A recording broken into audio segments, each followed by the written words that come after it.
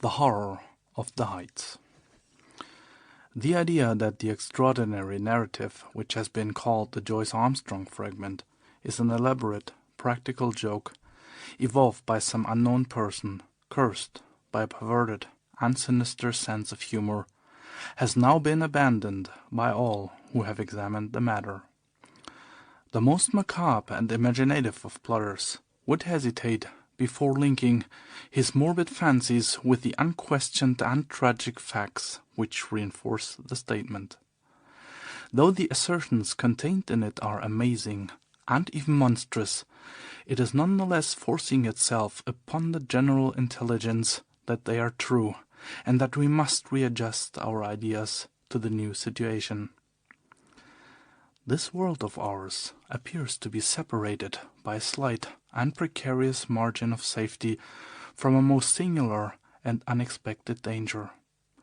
I will endeavor in this narrative, which reproduces the original document in its necessarily somewhat fragmentary form, to lay before the reader the whole of the facts up to date, prefacing my statement by saying that, if there be any who doubt the narrative of Joyce Armstrong, there can be no question at all as to the facts concerning Lieutenant Myrtle, R.N., and Mr. Hay Connor, who undoubtedly met their end in the manner described. The Joyce Armstrong fragment was found in the field which is called Lower Haycock, lying 1 mile to the westward of the village of Withyham, upon the Kent and Sussex border. It was on the 15th September last that an agricultural labourer, James Flynn, in the employment of Matthew Dodd, farmer of the Chauntry Farm, Withyham, perceived a briar pipe lying near the footpath which skirts the hedge in Lower Haycock. A few paces farther on he picked up a pair of broken binocular glasses. Finally, among some nettles in the ditch, he caught sight of a flat, canvas-backed book, which proved to be a notebook with detachable leaves, some of which had come loose and were fluttering along the base of the hedge.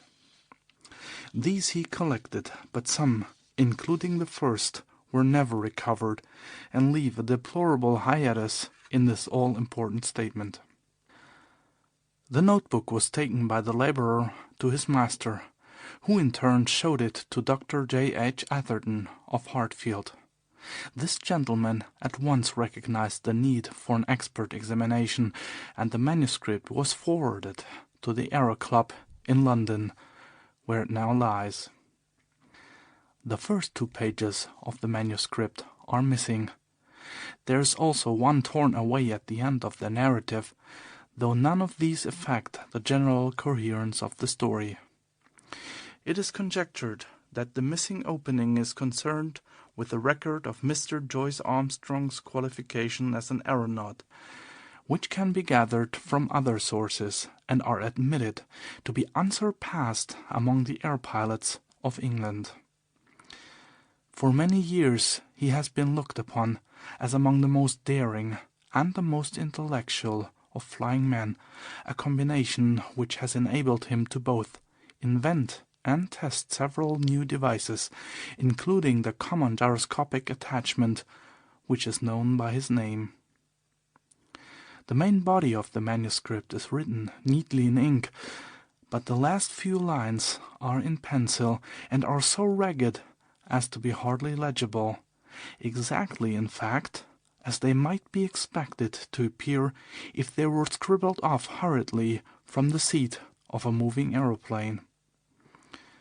There are, it may be added, several stains, both on the last page and on the outside cover, which have been pronounced by the Home Office experts to be blood, probably human and certainly mammalian.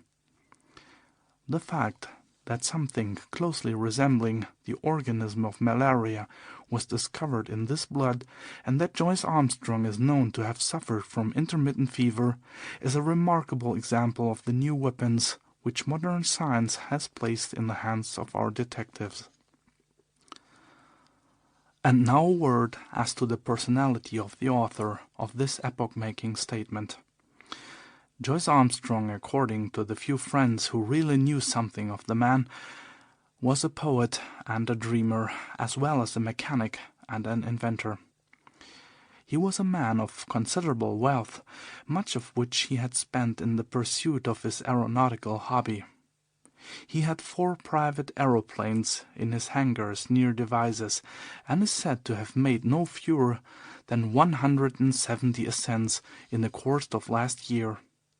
He was a retiring man with dark moods, in which he would avoid the society of his fellows. Captain Dangerfield, who knew him better than anyone, says that there were times when his eccentricity threatened to develop into something more serious. His habit of carrying a shotgun with him in his aeroplane was one manifestation of it. Another was the morbid effect which the fall of Lieutenant Myrtle had upon his mind. Myrtle, who was attempting the height record, fell from an altitude of something over 30,000 feet. Horrible to narrate, his head was entirely obliterated, though his body and limbs preserved their configuration.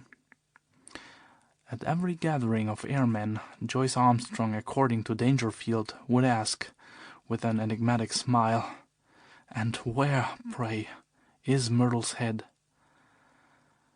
On another occasion, after dinner at the mess of the flying school on Salisbury Plain, he started a debate as to what will be the most permanent danger which airmen will have to encounter. Having listened to successive opinions as to air pockets, faulty construction, and overbanking, he ended by shrugging his shoulders and refusing to put forward his own views, though he gave the impression that they differed from any advanced by his companions. It is worth remarking that after his own complete disappearance it was found that his private affairs were arranged with a precision which may show that he had a strong premonition of disaster. With these essential explanations, I will now give the narrative exactly as it stands, beginning at page 3 of the blood-soaked notebook. Nevertheless, when I dined at Rheims with Coselli and Gustav Raymond, I found that neither of them was aware of any particular danger in the higher layers of the atmosphere. I did not actually say what was in my thoughts, but I got so near to it that if they had any corresponding idea, they could not have failed to express it. But then, they are 2 empty, vainglorious fellows with no thought beyond seeing their silly names in a newspaper. It is interesting to note that neither of them had ever been much beyond the 20,000-foot level. Of course, men have been higher than this, both in balloons and in the ascent of mountains. It must be well above that point that the aeroplane enters the danger zone, always presuming that my premonitions are correct. Aeroplaning has been with us now for more than 20 years, and one might well ask, why should this peril be only revealing itself in our day? The answer is obvious. In the old days of weak engines, when 100 horsepower Gnome or Green was considered ample for every need, the flights were very restricted. Now that 300 horsepower is the rule rather than the exception, visits to the upper layers have become easier and more common. Some of us can remember how, in our youth, Garris made a worldwide reputation by attaining 19,000 feet, and it was considered a remarkable achievement to fly over the Alps. Our standard now has been immeasurably raised, and there are 20 high flights for one in former years. Many of them have been undertaken with impunity. The 30,000-foot level has been reached time after time with no discomfort beyond cold and asthma. What does this prove? A visitor might descend upon this planet 1,000 times and never see a tiger. Yet tigers exist, and if he chanced to come down into a jungle, he might be devoured. There are jungles of the upper air, and there are worse things than tigers which inhabit them. I believe in time they will map these jungles accurately out. Even at the present moment I could name two of them. One of them lies over the Pierre-Bourritz district of France. Another is just over my head as I write here in my house in Wiltshire. I rather think there's a third in the Homburg-Wiesbaden district. It was the disappearance of the airmen that first set me thinking. Of course, everyone said that they had fallen into the sea, but that did not satisfy me at all. First, there was Verrier in France. His machine was found near Bayonne, but they never got his body. There was the case of Baxter also, who vanished, though his engine and some of the iron fixings were found in a wood in Leicestershire. In that case, Dr. Middleton of Amesbury, who was watching the flight with a telescope, declares that just before the clouds obscured the view, he saw the machine, which was at an enormous height, suddenly rise perpendicularly upwards, in a succession of jerks in a manner that he would have thought to be impossible. That was the last seen of Baxter. There was a correspondence in the paper, but it never led to anything. There were several other similar cases, and then there was the death of Hay Connor. What a cackle there was about, an unsolved mystery of the air, and what columns in the halfpenny papers, and yet how little was ever done to get to the bottom of the business. He came down in a tremendous volplane from an unknown height. He never got off his machine and died in his pilot's seat. Died of what? Heart disease, said the doctors. Rubbish. Hay Connor's heart was as sound as mine is. What did Venables say? Venables was the only man who was at his side when he died. He said that he was shivering and looked like a man who had been badly scared. Died of fright, said Venables, but could not imagine what he was frightened about. Only said one word to Venables, which sounded like monstrous. They could make nothing of that at the inquest, but I could make something of it. Monsters. That was the last word of poor Harry Hay Connor, and he did die of fright, just as Venables thought. And then there was Myrtle's head. Do you really believe, does anybody really believe, that a man's head could be driven clean into his body by the force of a fall? Well, perhaps it may be possible, but I for one have never believed that it was so with Myrtle. And the grease upon his clothes, all slimy with grease, said somebody at the inquest. Queer that nobody got thinking after that. I did, but then I had been thinking for a good long time. I've made 3 ascents how Dangerfield used to chaff me about my shotgun, but I've never been high enough. Now, with this new, light Paul Veroner machine and its 175 rover, I should easily touch the 30,000 tomorrow. I'll have a shot at the record. Maybe I shall have a shot at something else as well. Of course, it's dangerous. If a fellow wants to avoid danger, he had at best keep out of flying altogether and subside finally into flannel slippers and a dressing gown. But I'll visit the air jungle tomorrow, and if there's anything there, I shall know it. If I return, I'll find myself a bit of a celebrity. If I don't, this notebook may explain what I'm trying to do, and how I lost my life in doing it. But no drivel about accidents or mysteries, if you please. I chose my Paul Veroner monoplane for the job. There's nothing like a monoplane when real work is to be done. Beaumont found that out in the very early days. For one thing, it doesn't mind damp, and the weather looks as if we should be in the clouds all the time. It's a bonny little model and answers my hand like a tender-mouthed horse. The engine is a 10-cylinder rotary rover working up to 175. It has all the modern improvements, enclosed fuselage, high-curve landing skids, brakes, gyroscopic steadiers, and 3 speeds worked by an alteration of the angle of the planes upon the Venetian blind principle. I took a shotgun with me and a dozen cartridges filled with buckshot. You should have seen the face of Perkins, my old mechanic, when I directed him to put them in. I was dressed like an Arctic explorer, with 2 jerseys under my overalls, thick socks inside my padded boots, a storm cap with flaps, and my talk goggles. It was stifling outside the hangars, but I was going for the summit of the Himalayas, and I had to dress for the part. Perkins knew there was something on, and implored me to take him with me. Perhaps I should, if I were using the biplane, but a monoplane is a one-man show, if you want to get the last foot of life out of it. Of course, I took an oxygen bag.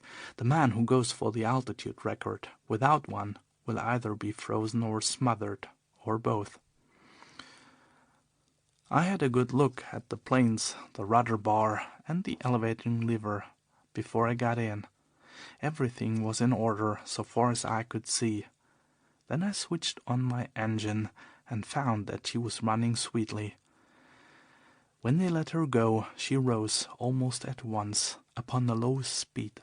I circled my home field once or twice just to warm her up, and then, with a wave to Perkins and the others, I flattened out my planes and put her on her highest. She skimmed like a swallow downwind for 8 or 10 miles until I turned her nose up a little, and she began to climb, in a great spiral, for the cloud bank above me. It's all important to rise slowly and adapt yourself to the pressure as you go. It was a close, warm day for an English September, and there was the hush and heaviness of impending rain. Now and then there came sudden puffs of wind from the west, one of them so gusty and unexpected that it caught me napping and turned me half round for an instant. I remember the time when gusts and whirls and air pockets used to be things of danger, before we learned to put an overmastering power into our engines. Just as I reached the cloud banks, with the altimeter marking 3,000, down came the rain. My word, how it poured!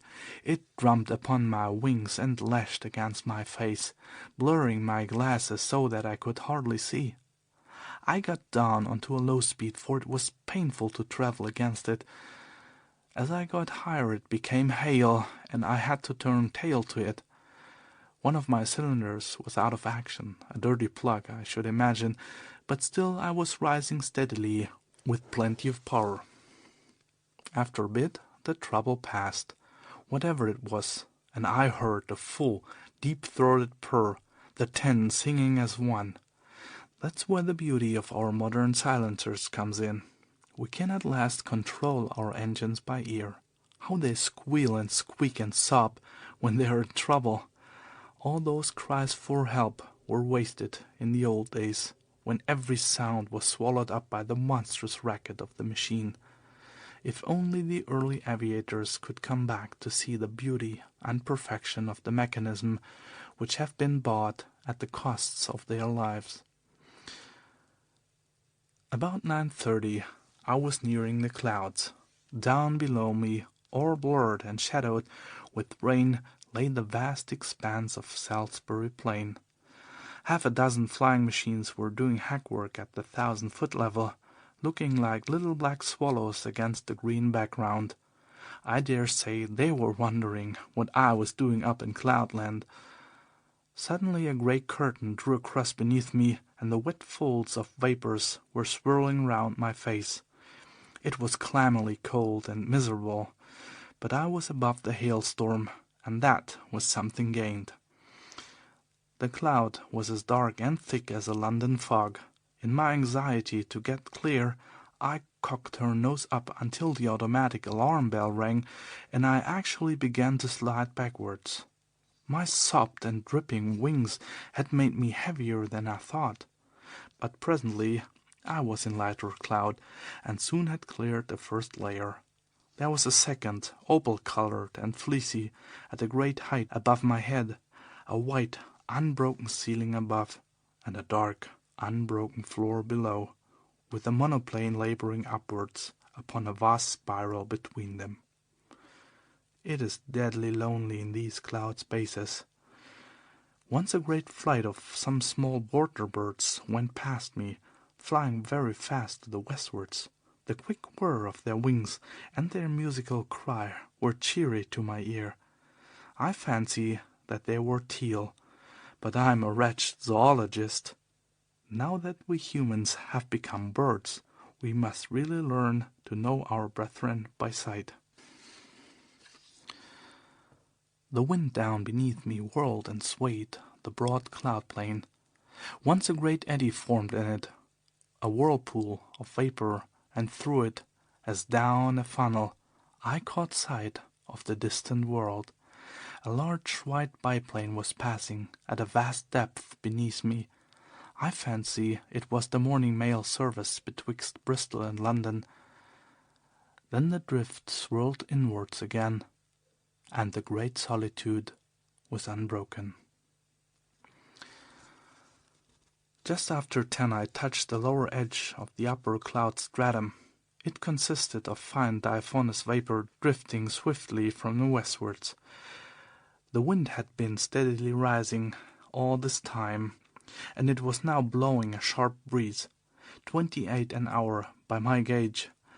Already it was very cold, though my altimeter only marked 9,000. The engines were working beautifully, and we went droning steadily upwards.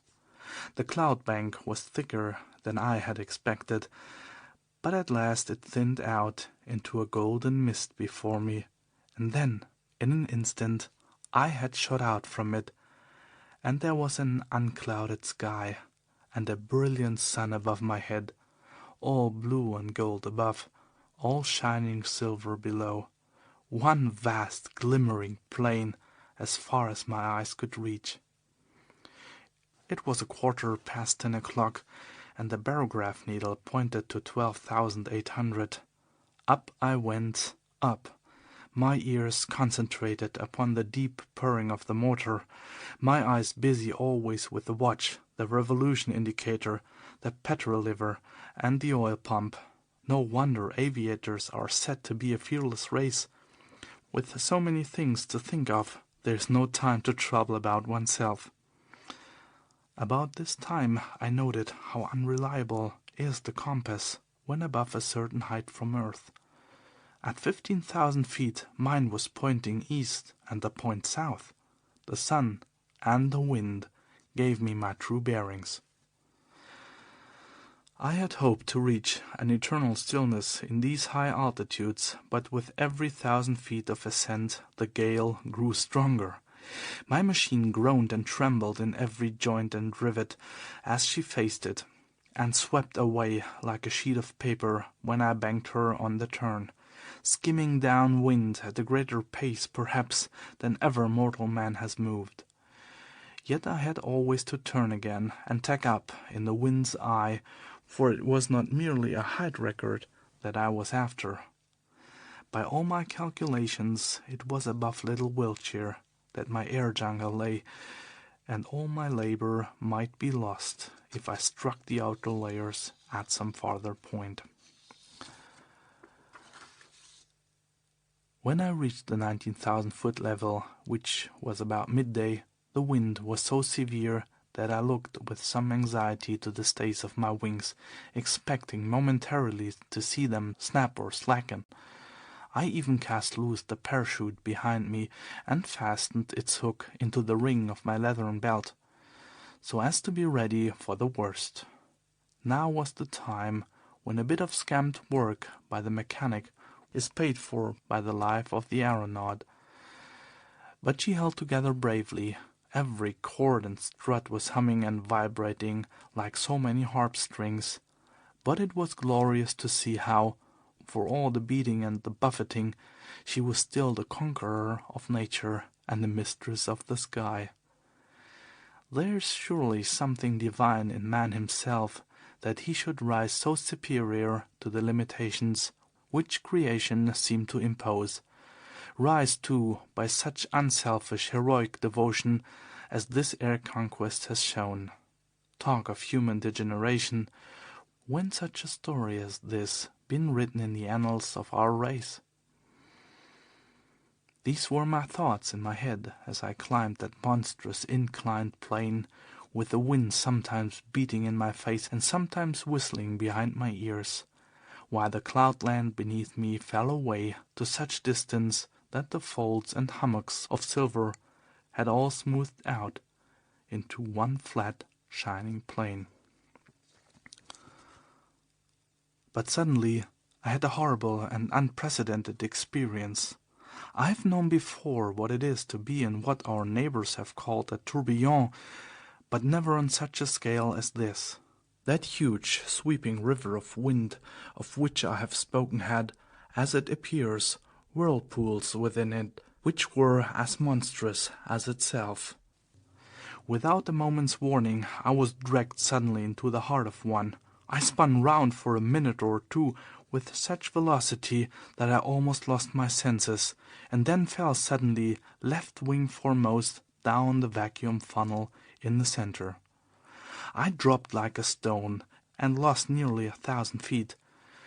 It was only my belt that kept me in my seat, and the shock and breathlessness left me hanging half insensible over the side of the fuselage. But I am always capable of a supreme effort. It is my one great merit as an aviator. I was conscious that the descent was slower. The whirlpool was a cone rather than a funnel, and I had come to the apex.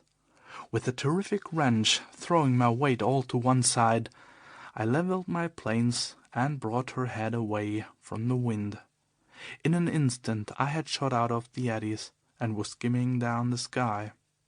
Then, shaken but victorious, I turned her nose up and began once more my steady grind on the upward spiral. I took a large sweep to avoid the danger spot of the whirlpool, and soon I was safely above it. Just after 1 o'clock I was 21,000 feet above the sea level. To my great joy I had topped the gale, and with every 100 feet of ascent the air grew stiller. On the other hand, it was very cold, and I was conscious of that peculiar nausea which goes with rarefaction of the air. For the first time I unscrewed the mouth of my oxygen bag and took an occasional whiff of that glorious gas. I could feel it running like a cordial through my veins, and I was exhilarated almost to the point of drunkenness. I shouted and sang as I soared upwards into the cold, still outer world. It was very clear to me that the insensibility which came upon Glacier and, in a lesser degree, upon Coxwell when in 1862 they ascended in a balloon to the height of 30,000 feet, was due to the extreme speed with which a perpendicular ascent is made. Doing it at an easy gradient and accustoming oneself to the lessened barometric pressure by slow degrees, there are no such dreadful symptoms. At the same great height I found that even without my oxygen inhaler I could breathe without undue distress. It was bitterly cold, however, and my thermometer was at 0 Fahrenheit. At 1:30 I was nearly 7 miles above the surface of the earth, and still ascending steadily. I found, however, that the rarefied air was giving markedly less support to my planes, and that the angle of ascent had to be considerably lowered in consequence. It was already clear that even with my light weight and strong engine power there was a point in front of me where I should be held. To make matters worse, one of my sparking plugs was in trouble again, and there was intermittent misfiring in the engine. My heart was heavy with the fear of failure. It was about that time that I had a most extraordinary experience. Something whizzed past me in a trail of smoke and exploded with a loud hissing sound. sending forth a cloud of steam. For the instant I could not imagine what had happened. Then I remembered that the earth is forever being bombarded by meteor stones, and would be hardly inhabitable were they not in nearly every case turned into vapor in the outer layers of the atmosphere. Here is a new danger for the high-altitude man, for 2 others passed me when I was nearing the 40,000-foot mark. I cannot doubt that at the edge of the earth's envelope the risk would be a very real one. My barograph needle marked 41,300 when I became aware that I could go no farther. Physically the strain was not as yet greater than I could bear, but my machine had reached its limit. The attenuated air gave no firm support to the wings, and the least tilt developed into side-slip, while she seemed sluggish on her controls. Possibly, had the engine been at its best, another 1,000 feet might have been within our capacity, but it was still misfiring, and 2 out of 10 cylinders appeared to be out of action. If I had not already reached the zone for which I was searching, then I should never see it upon this journey. But was it not possible that I had attained it? Soaring in circles like a monstrous hawk upon the 40,000-foot level, I let the monoplane guide herself, and with my Mannheim glass I made a careful observation of my surroundings. The heavens were perfectly clear. There was no indication of those dangers which I had imagined. I have said that I was soaring in circles. It struck me suddenly that I would do well to take a wider sweep and open up a new air tract. If the hunter entered an earth jungle, he would drive through it if he wished to find his game. My reasoning had led me to believe that the air jungle which I had imagined lay somewhere over Wiltshire. This should be to the south and west of me.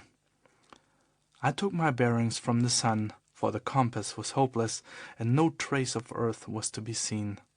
Nothing but the distant silver cloud plain. However, I got my direction as best I might, and kept her head straight to the mark. I reckoned that my petrol supply would not last for more than another hour or so, but I could afford to use it to the last drop, since a single magnificent volplane could at any time take me to the earth. Suddenly I was aware of something new. The air in front of me had lost its crystal clearness. It was full of long ragged wisps of something which I can only compare to very fine cigarette smoke. It hung about in wreaths and coils, turning and twisting slowly in the sunlight. As the monoplane shot through it, I was aware of a faint taste of oil upon my lips, and there was a greasy scum upon the woodwork of the machine. Some infinitely fine organic matter appeared to be suspended in the atmosphere. There was no life there. It was inchoate and diffuse, extending for many square acres, and then fringing off into the void. No, it was not life. But might it not be the remains of life? Above all, might it not be the food of life, of monstrous life, even as the humble grease of the ocean is the food for the mighty whale? The thought was in my mind when my eyes looked upwards, and I saw the most wonderful vision that ever man has seen. Can I hope to convey it to you even as I saw it myself last Thursday? Conceive a jellyfish such as sails in our summer seas, bell-shaped and of enormous size, far larger, I should judge, than the dome of St. Paul's. It was of a light pink color, veined with a delicate green, but the whole huge fabric so tenuous that it was but a fairy outline against the dark blue sky. It pulsated with a delicate and regular rhythm. From it there depended 2 long drooping green tentacles, which swayed slowly backwards and forwards. This gorgeous vision passed gently with noiseless dignity over my head, as light and fragile as a soap bubble, and drifted upon its stately way. I had half turned my monoplane that I might look after this beautiful creature when, in a moment, I find myself amidst a perfect fleet of them, of all sizes, but none so large as the first. Some were quite small, but the majority about as big as an average balloon, and much with the same curvature at the top. There was in them a delicacy of texture and coloring which reminded me of the finest Venetian glass.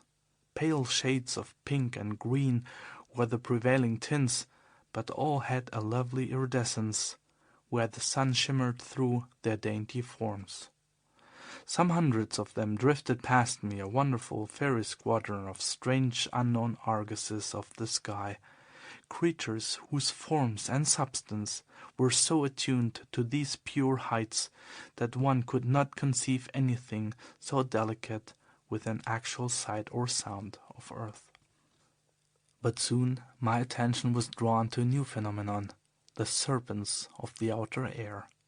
These were long, thin, fantastic coils of vapor-like material, which turned and twisted with great speed, flying round and round at such a pace that the eyes could hardly follow them.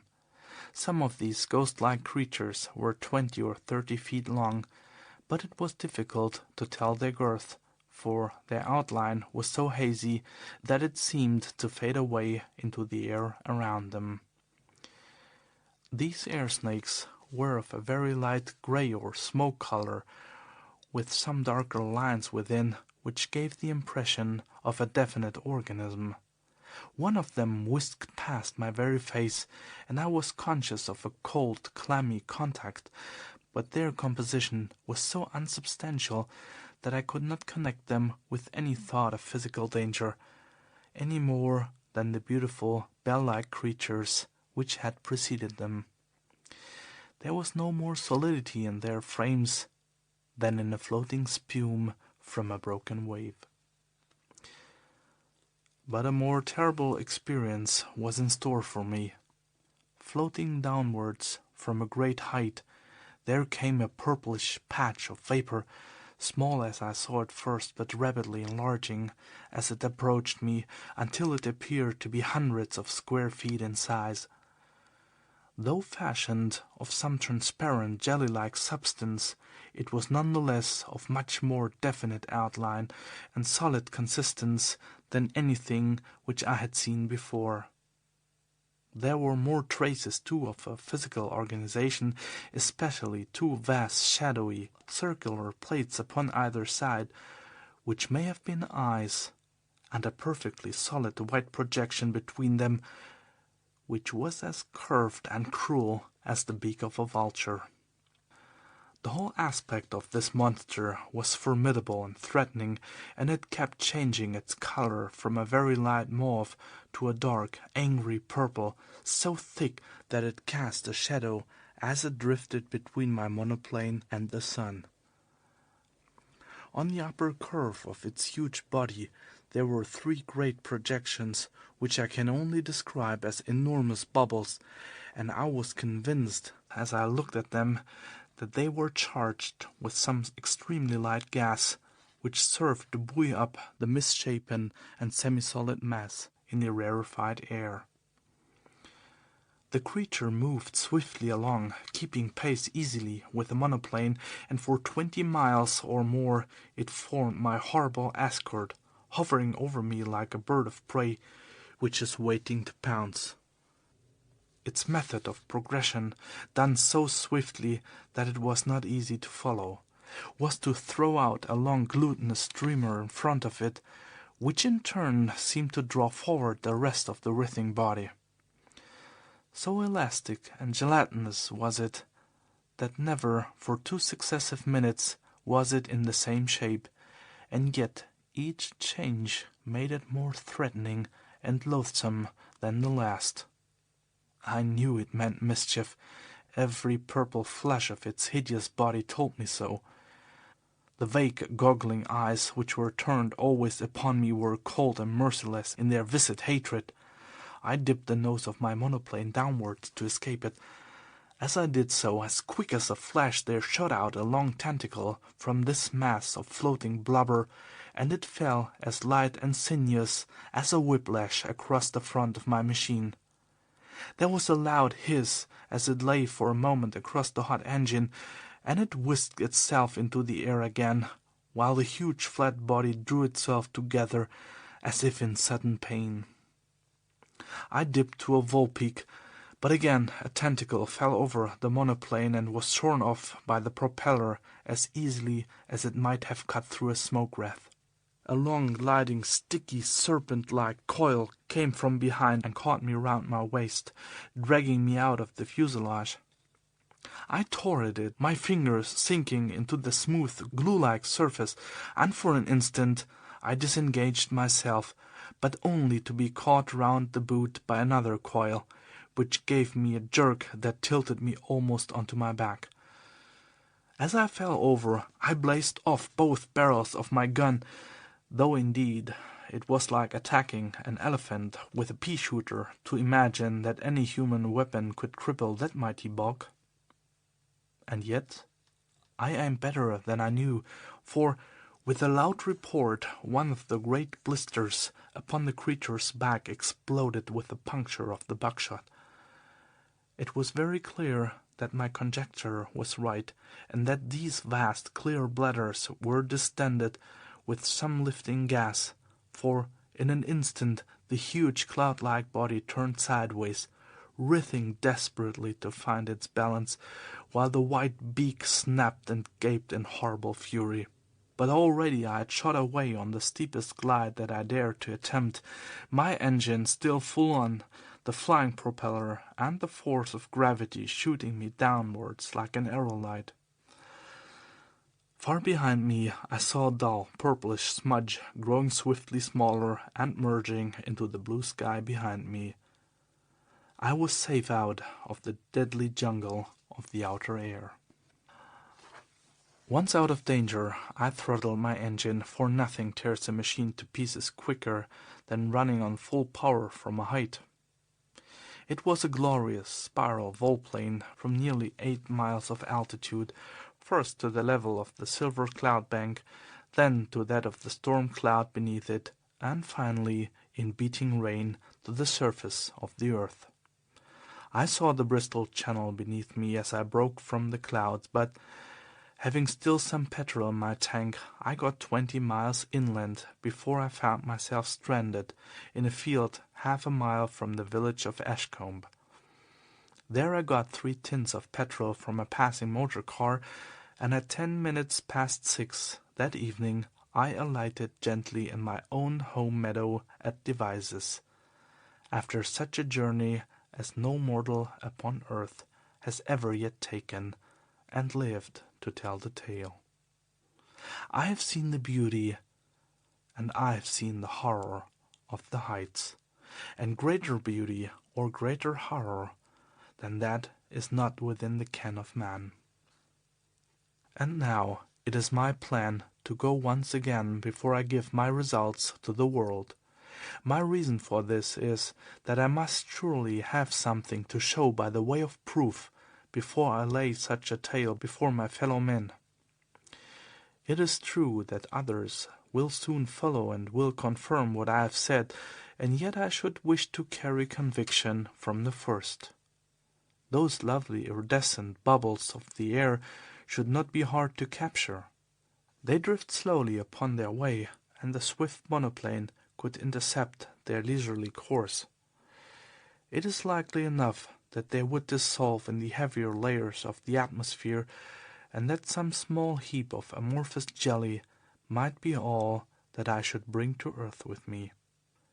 And yet something there would surely be by which I could substantiate my story. Yes, I will go, even if I run a risk by doing so. These purple horrors would not seem to be numerous. It is probable that I shall not see one. If I do, I shall dive at once. At the worst, there's always the shotgun and my knowledge of. Here a page of the manuscript is unfortunately missing. On the next page is written in large, straggling writing. 43,000 feet. I shall never see earth again. They are beneath me. 3 of them. God help me. It is a dreadful death to die. Such in its entirety is the Joyce Armstrong statement. Of the man nothing has since been seen. Pieces of his shattered monoplane have been picked up in the preserves of Mr. Budd Lushington upon the borders of Kent and Sussex, within a few miles of the spot where the notebook was discovered. If the unfortunate aviator's theory is correct, that this air jungle, as he called it, existed over the southwest of England, then it would seem that he had fled from it at full speed of his monoplane, but had been overtaken and devoured by these horrible creatures at some spot in the outer atmosphere above the place where the grim relics were found. The picture of that monoplane skimming down the sky with the nameless terrors flying as swiftly beneath it and cutting it off always from the earth while they gradually closed in upon their victim is one upon which a man who valued his sanity would prefer not to dwell. There are many, as I am aware, who still jeer at the facts which I have here set down, but even they must admit that Joyce Armstrong has disappeared, and I would commend to them his own words. This notebook may explain what I am trying to do, and how I lost my life in doing it, but no drivel about accidents or mysteries, if you please. End of The Horror of the Heights by Arthur Conan Doyle. Recording by Igor T4A in Magdeburg, Germany, May 24th, 2007.